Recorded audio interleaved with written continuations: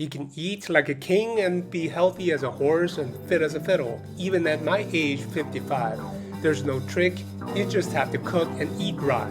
You can do it, let me show you.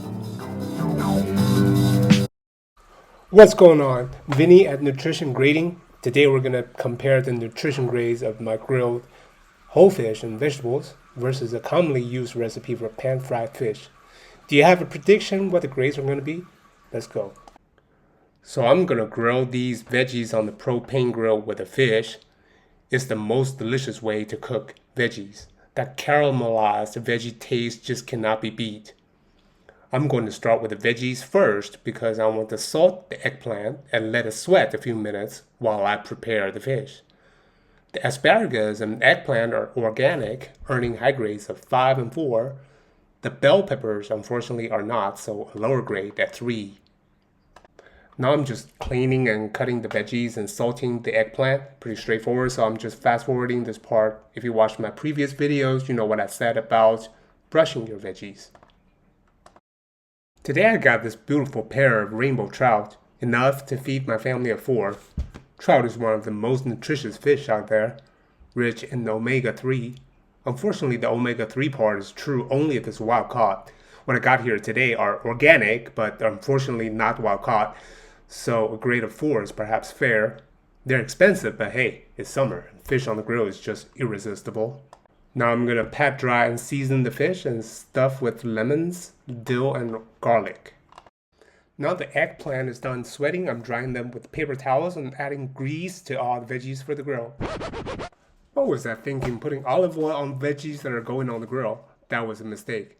Olive oil is a wonderful fat, but when you heat it to smoking point, the chemical properties change and it can become just as harmful as seed oils. I wasn't thinking clearly when I did this, and now it's going to nutritionally downgrade the veggies. Olive oil is a wonderful oil, but only use it at room temperature. In this case, I should have used ghee instead. I'm going to fully explain oils in a future video, so stay tuned. The preparation is done. I'm putting the fish and veggies on the grill. Come back in a few minutes and turn them. Takes about 2 minutes of active work, bringing the total active cooking time to about 14 minutes.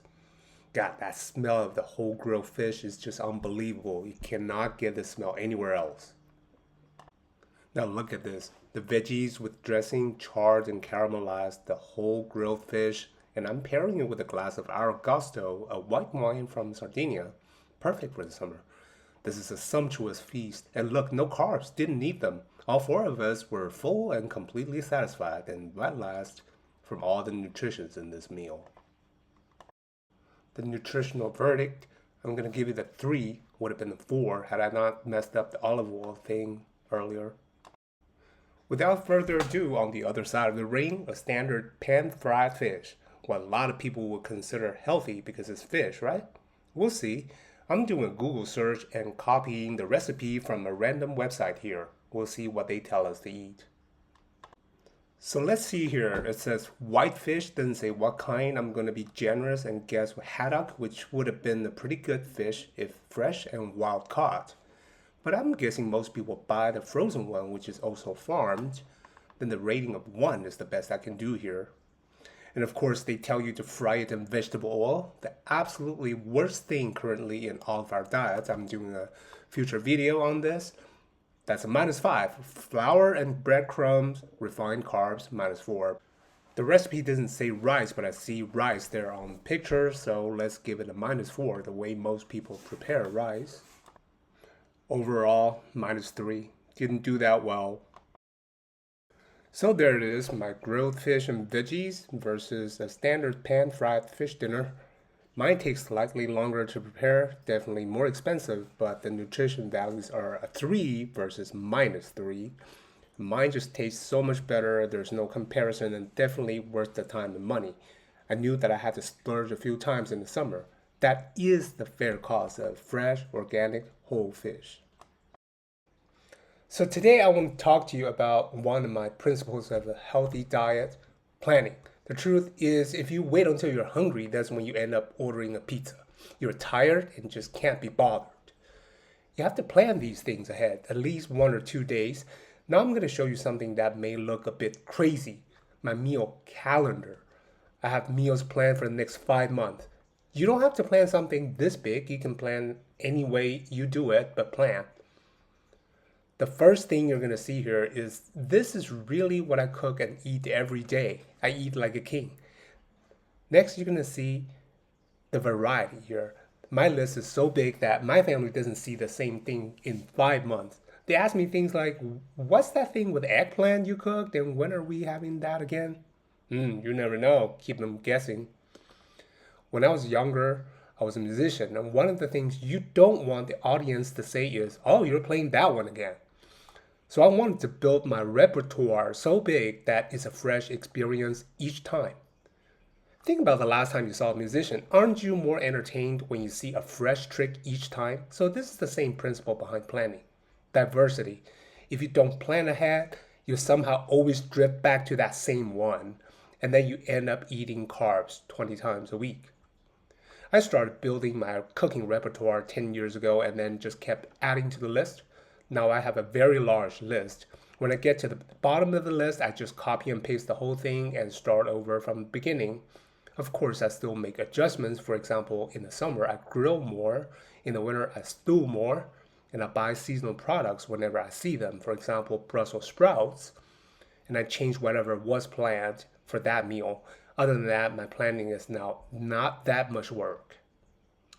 There are some things you can do to help you with planning. You can, for example, continue watching my channel and get new ideas about what nutritious meals to cook. Or you can use the internet and do a search on one healthy ingredient. For example, you know red beets are healthy, so you enter red beet recipes and a whole bunch comes up. I'm now going to show you a bit more about my meal calendar. The second column here is the lunch. I usually have something very simple for lunch, something I can prepare in 5 minutes, the same time I'm cooking dinner. Sometimes it's leftovers. I have about 20 items that I rotate for lunch. The next column is the sumptuous dinner list.